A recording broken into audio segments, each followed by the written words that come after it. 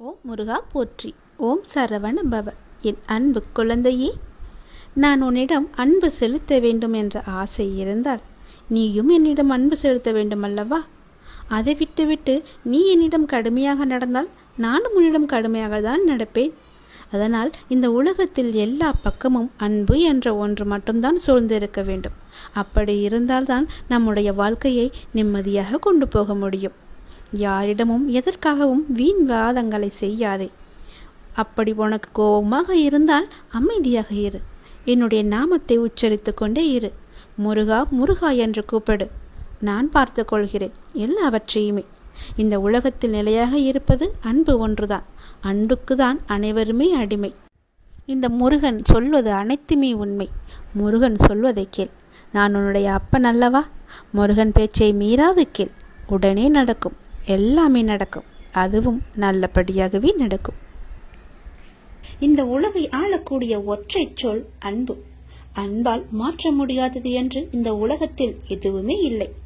அன்பு என்ற ஒன்று உங்களிடம் அதிகமாக இருந்தால் உங்களுக்குள் கடவுள் தன்னை உருவேற்றி தானாகவே அதில் வந்து அமர்ந்து விடுவார்.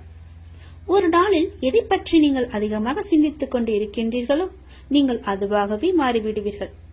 முடிந்தவரை கோபம், பொறாமை, வெறுப்பு போன்ற எண்ணங்களை விடுத்து அன்பால் நிரம்பி நல்ல எண்ணங்களை மனதால் நீங்கள் சிந்தியுங்கள்.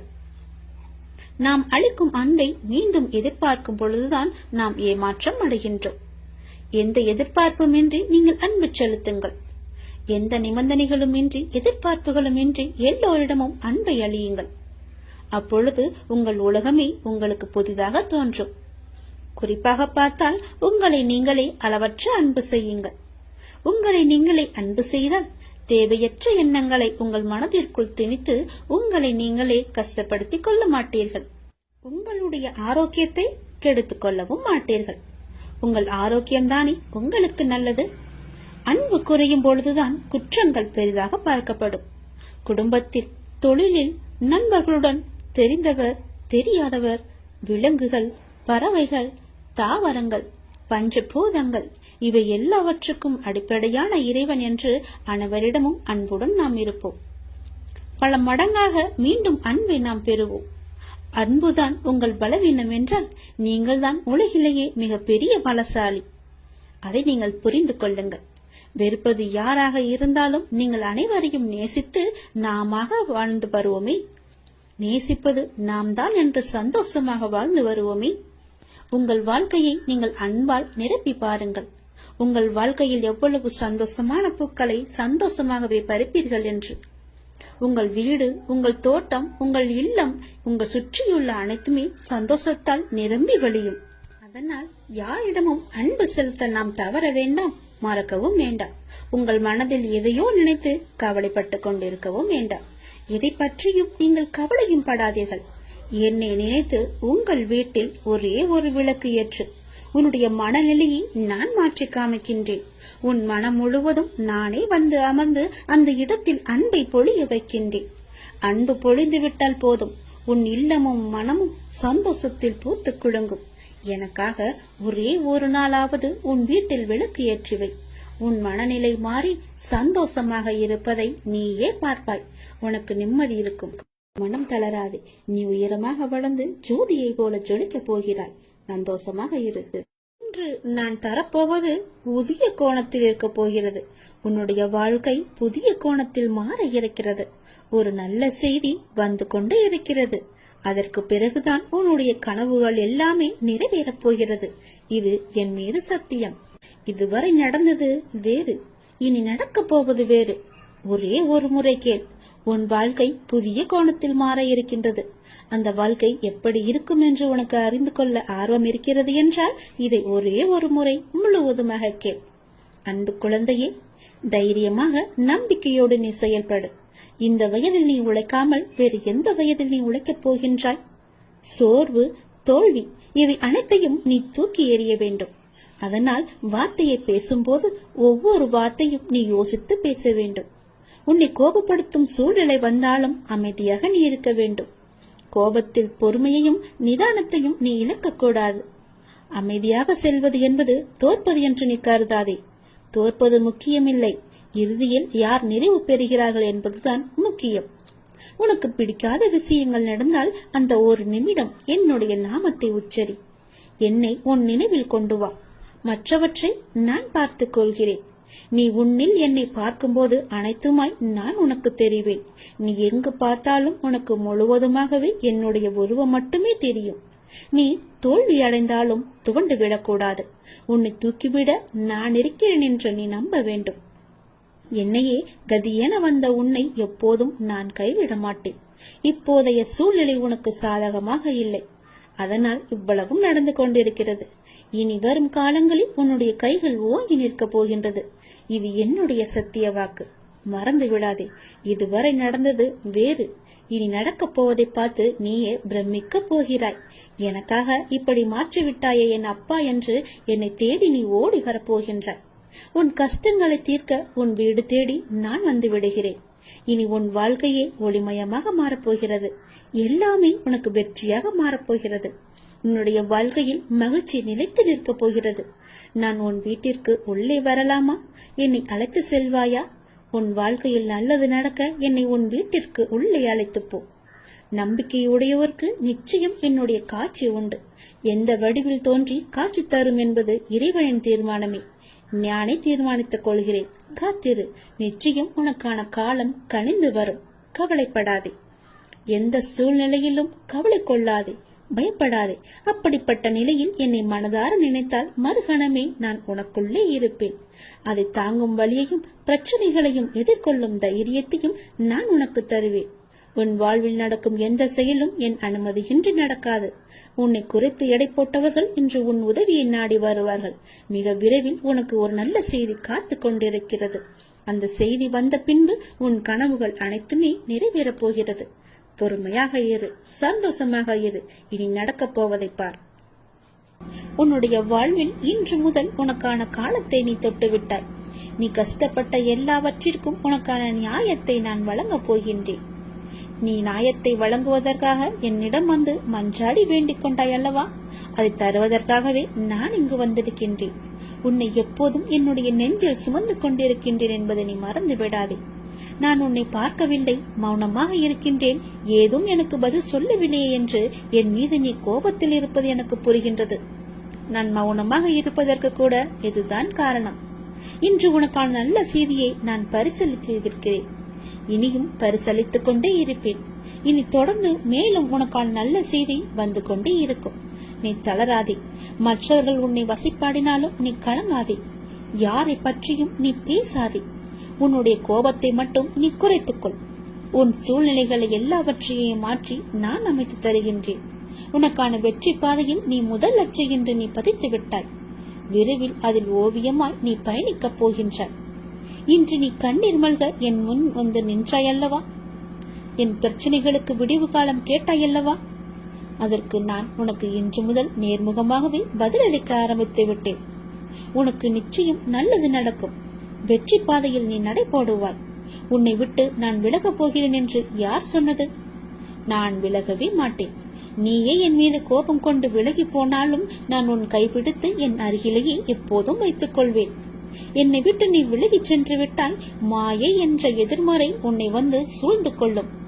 பிறகு உன் வாழ்க்கையை இருண்டு போய்விடும்.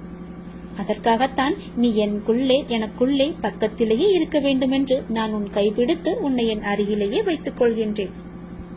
என்னால் எல்லாவற்றையும் உன்னிடம் முழுவதுமாக சொல்ல முடியாது. நான் மௌனமாக இருப்பதற்கு பல காரணங்கள் இருக்கின்றன. அதற்கு நீயும் ஒரு காரணம். எல்லா வழிகளையும் வார்த்தைகளால் வெளியே சொல்லிவிட முடியாது. ஓசையின்றி மௌனமாக அழுகின்ற 1000 வழிகள் இங்கு எல்லோருடைய மனதிலும் உண்டு. ஒரு மனிதன் தனது துயரத்தில் தான் உண்மையான மனிதர்களை அறிகின்றான். அனுபவமோ ஒரு நல்ல பள்ளிக்கூடம். ஆனால் அதன் கட்டணம்தான் அதிகம். சந்தோஷத்தில் கை குலுக்கும் 5 விரல்களை விட கஷ்டத்தில் கண் துடைக்கும் ஒரு விரலே மேலானது. அது போலத்தான் உன்னுடைய ஒரு விரலாக நான் இருக்கின்றேன். உன் கஷ்டத்தை துடைப்பதற்காக நான் அந்த விரலாக இருக்கின்றேன். உன் விரலை நம்பாமல் யாரையோ நீ நம்புகின்றாயே. சில நேரம் கண்ணீரை துடைக்க யாரையோ நீ தேடுகின்றாயே. உனக்குள்ளே உன்னிடமே நான் இருப்பேன் என்பதை நீ மறந்து விட்டாயா? ஏன் இவ்வாறு செய்கின்றாய்? உன்னை நான் மறக்க மாட்டேன். உன்னை விட்டு நான் போகவும் மாட்டேன். உன் கஷ்டத்தையும் கண்ணீரையும் துடைப்பதற்கே நான் இருக்கின்றேன். நீ என் மீது கோபப்பட்டாலும் சிலவற்றைதான் என்னால் சொல்ல முடியும், முழுமையாக சொல்ல முடியாது. உன்னுடைய மனதில் எப்பொழுதும் அன்பை மட்டுமே வைத்துக்கொள். பாசத்தை மட்டுமே நீ வைத்துக்கொள். எதற்கும் நீ அஞ்சக்கூடாது. உன்னுடைய மனதில் நீ பயமே கொள்ளக்கூடாது. சோர்வு, கவலை, விரக்தி எல்லாம் உன்னை ஆக்கிரமித்துக் கொள்ளாமல் இரு தங்கமி. ஒவ்வொரு நிமிடமும் பொன் போன்றது. அதை தேவையற்ற எண்ணங்களுக்காக நீ வீணாக்கி விடாதே. எல்லோருக்கும் வாழ்க்கையில் சண்டை சச்சரவுகள் இருக்கத்தான் செய்யும். அதையெல்லாம் நீ பொருட்படுத்தவே கூடாது. சில விஷயங்களை அப்படியே விட்டுவிடுவதுதான் உனக்கு நல்லது. ஏனென்றால் உன்னை சுற்றியுள்ள சிலர் பிரச்சனை பற்றி அறிந்தும் அறியாதவர்கள் போல உன்னிடம் நடித்துக் கொண்டிருக்கின்றார்கள். ஆனால் நீயோ அதை புரிந்து கொள்ளாமல் பிரச்சனைக்கான தீர்வை தேடி அலைந்து திரித்துக் கொண்டிருக்கின்றாய். அனுதினமும் உன்னை ஏதாவது ஒரு ரூபத்தில் வழி நடத்ததான் நான் முயற்சி செய்து கொண்டு வருகிறேன். ஆனால் நீயோ அதையெல்லாம் தவற விட்டுவிட்டு பிறகு மீண்டும் என்னிடமே வந்து உன் துயரங்களை போக்க நீ வழி கேட்டுக் கொண்டிருக்கின்றாய். முதலில் துயரங்களை நினைத்து நீ கவலைப்படாமல் இரு. அப்போதுதான் உன்னை சுற்றி என்ன நடக்கிறது என்று உன்னால் உணர முடியும். உன்னை சொல்லி குற்றமில்லை. ஏனென்றால் இது காலத்தின் கட்டாயம். நீ இந்த நிலைமையை அனுபவித்தே ஆக வேண்டும். என் பிள்ளையான உன்னை காக்கவே நான் போராடி கொண்டு வருகிறேன். நீ இப்பொழுது அனுபவிக்கும் உன் கர்ம வினைகளின் பெரும்பகுதியை உனக்காக நான் இங்கு அனுபவித்துக் கொண்டிருக்கின்றேன். அது உனக்கு தெரியாது. நீ இப்போது அனுபவித்துக் கொண்டிருப்பது அதனுடைய சிறு பகுதி மட்டுமே.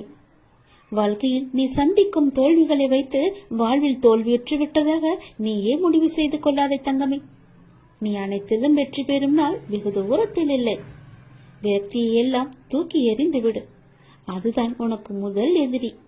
எந்த நேரமும் உன்னை பாதுகாத்துக் கொண்டு உன்னுடைய அப்பா நான் இருக்கின்றேன்.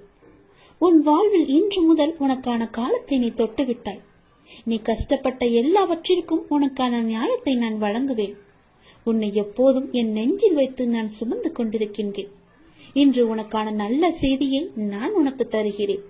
கவலைப்படாமல், மனம் தளராமல் சந்தோஷமாகவே இரு. எப்போதும் நான் உனக்கு துணையாக இருக்கிறேன். என் அப்பா எல்லாவற்றையும் பார்த்துக் கொள்வாய் என்ற நம்பிக்கையோடு இரு. ஒவ்வொரு நாளையும் என் மீது பாரத்தை போட்டு நீ தொடங்கு. நிச்சயம் உன் வாழ்க்கையில் பல அற்புதங்களும் அதிசயங்களும் நடக்கும். இன்று முதல் நான் உனக்கு நேரடியாகவே பதில்களை தருகிறேன். அதன்படி நீ நடந்து கொள். உன்னுடைய சிக்கல்களுக்கு, பிரச்சனைகளுக்கெல்லாம் தீர்வு தருவதற்காக பல ரூபங்களில் நான் உனக்கு உதவி புரிய வந்தேன். ஆனால் நீயோ என்னை கண்டு கொள்ளவில்லை. காணாமல் தவித்துக் கொண்டிருந்தாய். வருவாரா வரமாட்டாரா என்னுடைய அப்பா என்று ஏங்கி தவித்துக் கொண்டிருந்தாய். அதனால்தான் நானே உனக்கு கடிதம் எழுதியிருக்கிறேன். இந்த கடிதத்தை எழுதியிருப்பது போல அதன்படியே நீ நடந்து கொள். உன் வாழ்க்கை சந்தோஷமாக இருக்கும். உன் பிரச்சனைகளுக்கும் நல்ல பதில் கிடைக்கும்.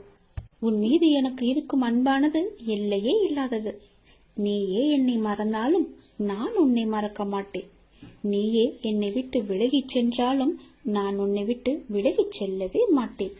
நீ எனக்கு எவ்வளவு முக்கியம் என்று எனக்கு மட்டும்தான் தெரியும். எப்பொழுது விட்டு கொடுக்க வேண்டும், எப்பொழுது பிடிவாதமாக இருக்க வேண்டும் என அறிந்து வாழ்வதும் ஒரு கலைதான். கவலைகளுக்கு பெரிதாக முக்கியத்துவம் கொடுக்கவில்லை என்கின்ற போது அதுவும் பெரிய அளவில் கஷ்டத்தை நமக்கு கொடுப்பதில்லை. அதை நீ புரிந்து கொள். கடந்த காலகட்டத்தில் தவறாக எடுத்த பல முடிவுகளின் விளைவுகள் தான் நிகழ்காலத்தில் நிதானமாக முடிவுகளை எடுக்க நமக்கு நிர்பந்திக்கும். அதை நீ யோசித்து வைத்துக்கொள். மன அமைதி வேண்டுமானால் எவருடைய வார்த்தைக்கும் நீ மறுத்து பேச வேண்டாம். அமைதியாக இருந்தாலே போதும். சிறிது காலமாக உனக்குள் இருந்த மன போராட்டத்திற்கு இப்போது விடை கிடைக்கும் நேரம் வந்துவிட்டது. அதற்கான விடையை தேடி நீ எங்கும் போக வேண்டாம். அதுவே விடை தேடி வந்து கொண்டிருக்கிறது. இதை நோக்கி உன்னை வேண்டி என்னிடம் வந்து நின்றாயும் அதனை உனக்கு அள்ளித்தர நான் வாழ்ந்திருக்கிறேன். மன நிறைவுடன் நான் அள்ளி அள்ளி கொடுப்பதை நீ பெற்றுக்கொள். நீ வாழ்ந்த இந்த வாழ்க்கையில் பலவற்றை நீ இழந்து விட்டாய். ஆனால் இன்று இழந்ததை புதுப்பித்துக் கொடுக்க நான் வந்திருக்கின்றேன். தன்னை பற்றி பெரு நல்விதமாகத்தான் நினைக்க வேண்டும் என்பதை நீ எப்பொழுதும் விரும்பக்கூடாது. உன்னுடைய இயல்பு மாறாமல் நீ இரு. படைத்தவருக்கு தெரியும் யார் சிறந்தவன் என்று. தனிமையில் அழுகை, காரணம் தெரியாத சோகம், நலமா என கேட்டால் கொட்டிவிட தயாராயிருக்கும் கண்ணீர், அத்தனையிலிருந்தும் நான் உன்னை கண்டிப்பாக விடுவிப்பேன். நான் உனக்கு துணையாக இருக்கின்றேன். கதறி அழுதது எல்லாம் போதும். கதறி அளவும் முடியாமலும் கண்ணீரை அடக்க முடியாமலும் எதையோ நினைத்து சந்தேகத்தில் பயந்து கொண்டே இருக்கின்றாய். வீதியில் நீ கடந்து சென்ற பாதையை நான் நிச்சயம் அறிவேன். உனக்கான நல்ல காலம் நெருங்கிவிட்டது தங்கமே. விரைவில் உன் நலம் நிச்சயமும் கிடைக்கும். இழந்தது எதுவாக இருந்தாலும் அதை பற்றி நீ பயப்படாதே. அதை விட மிக பெரிதாகவே சிறந்ததாகவே பல மடங்கு நன்மையுடன் உனக்கு கிடைக்கும்படி நான் அருள் புரிகிறேன். நிச்சயம் கிடைக்கவும் செய்வேன். எதை பற்றியும் சிந்திக்காதே, நல்லது மட்டுமே நினை. உன் வாழ்வில் பல நல்ல நல்ல அற்புதங்கள் மாற்றங்கள் எல்லாம் நடக்கப் போகின்றது. என்னை சரணாகதி அடைந்தவர்கள் துன்பத்தில் விழும் தருவாயில் எனது 4 கரங்களையும் கொடுத்து அவனை மேலே எழச் செல்வேன். நான் அவனை முழுமையாக கண் இமை காப்பது போல காத்து கொண்டிருக்கிறேன். இந்த அப்பா நான் உனக்கு துணை இருக்கும் போது என்னை மீறி உன்னை எதுவுமே நெருங்காது. இறைவா, நடத்தியதும் நீ, நடத்தப் போவதும் நீ.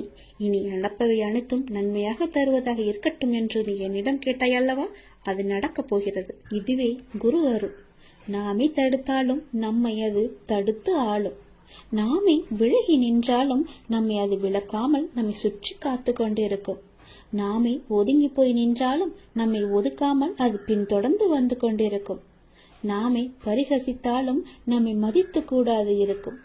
நாமே அவமதித்தாலும் நம் மீது அன்பை மட்டுமே பொழியும். நாமே வெறுத்து போனாலும் நம் மீது உரிமையை அது நிலைநாட்டிக் கொண்டே இருக்கும்.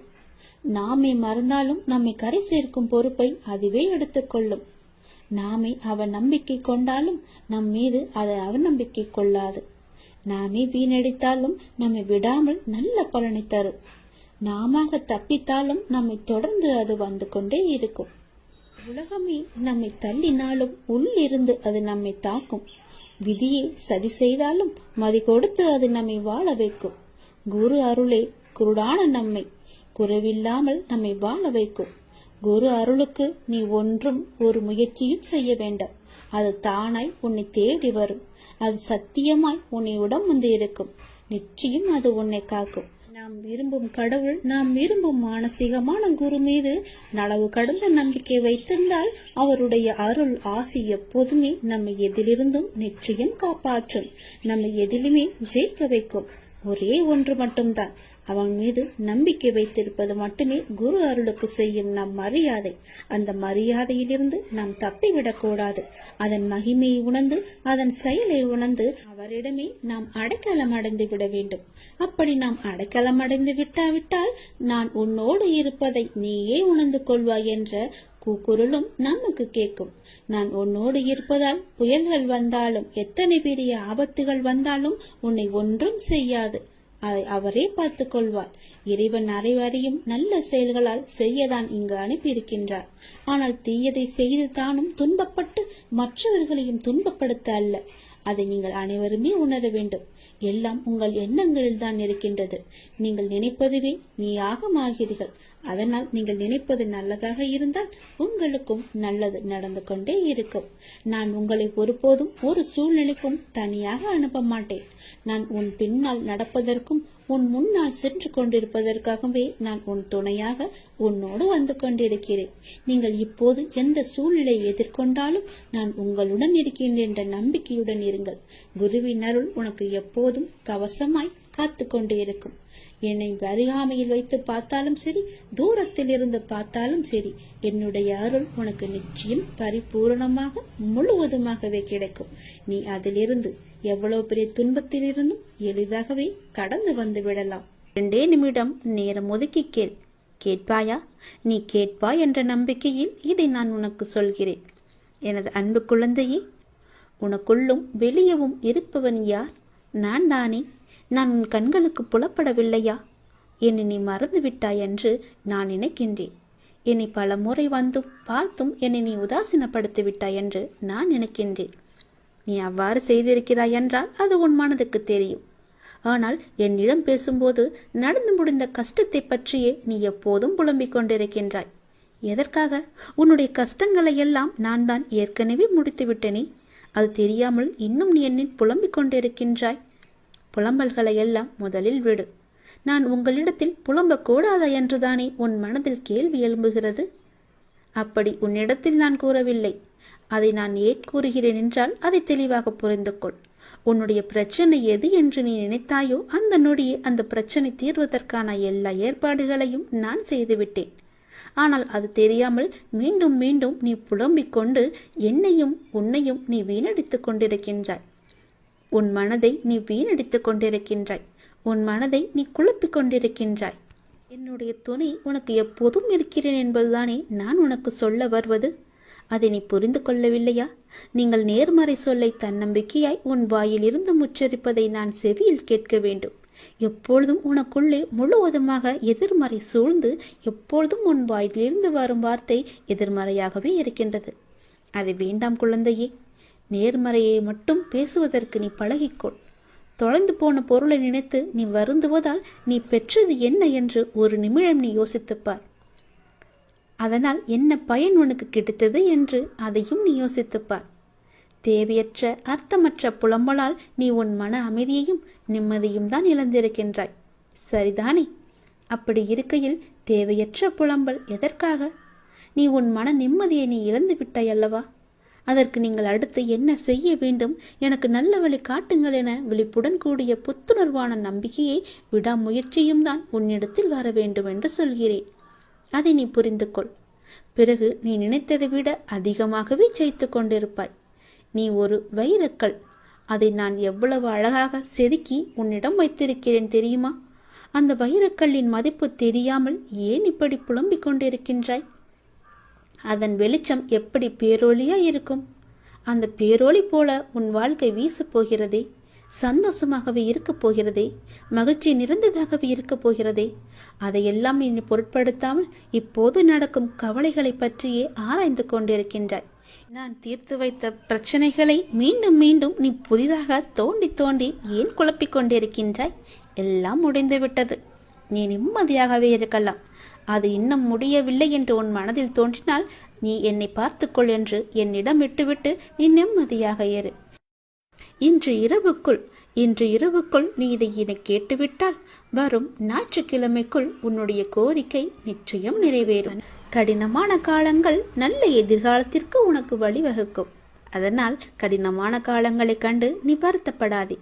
நீ விதைத்ததுதான் விதி என்ற ரூபத்தில் உன் முன்னால் நிற்கின்றது. உன் தலையில் விதைத்ததை நீதான் அறுவடை செய்ய வேண்டும். களைகளை அகற்றிவிட்டால் அறுவடை அமோகமாக நல்ல விளைச்சலை தரும். அதனால் களைகளை இப்போதே நீ அறுவடை செய்துவிடு. தனிமைகள் கிடைப்பது என்பது அரிதானது. அப்படி தனிமைகள் உனக்கு கிடைத்தால் உங்களை நீங்களே தெரிந்து கொள்ளுங்கள். தவறுகள் நடப்பது அரிதானதுதான். உங்களை நீங்கள் திரித்துக் கொள்வதற்கான ஒரு வாய்ப்பு என்று அதை பயன்படுத்திக் கொள்ளுங்கள். தொடர்ந்து முயற்சிப்பது என்பது எல்லோராலும் முடியாது, ஒரு சிலரை தவிர. அப்படி உங்களுக்கு முயற்சிகள் எடுப்பதற்கு நேரம் அமைந்தால் நிச்சயம் உங்களை முன்னேற்றி செல்ல அது என்று நீங்கள் பயன்படுத்திக் கொள்ளுங்கள்.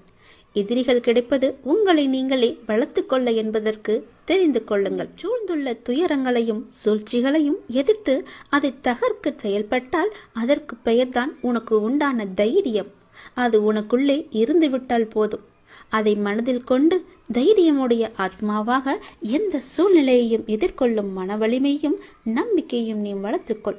அதற்காக அந்த தைரியத்துடன் உன்னுள் இருக்கும் கோபம், விரக்தி, ஏமாற்றம் ஆகியவற்றால் உன் மனம் காட்டு தீய எண்ணங்களால் அதன் வழியே செல்லாமல் அதற்கு பிறகு எப்படி நடைபெறும் என்பதை பார்த்து பயந்து அதிலிருந்து நீ விலகிவிடு.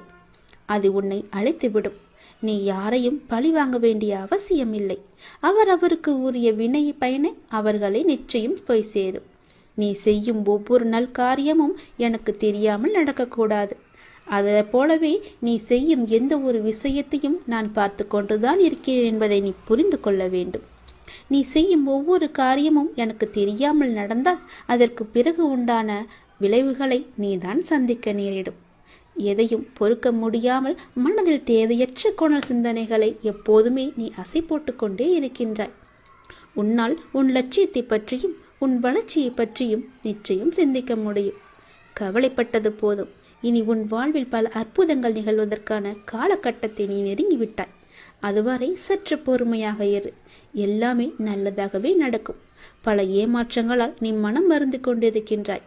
வருந்தாதே. இந்த உலகத்தில் ஏமாறாதவர்கள் என்பது யாருமே இல்லை. ஏதோ ஒரு சூழ்நிலையில் யாரோ ஒருவர் இன்னொருவரை ஏமாற்றிக் கொண்டுதான் இருக்கின்றார்கள்.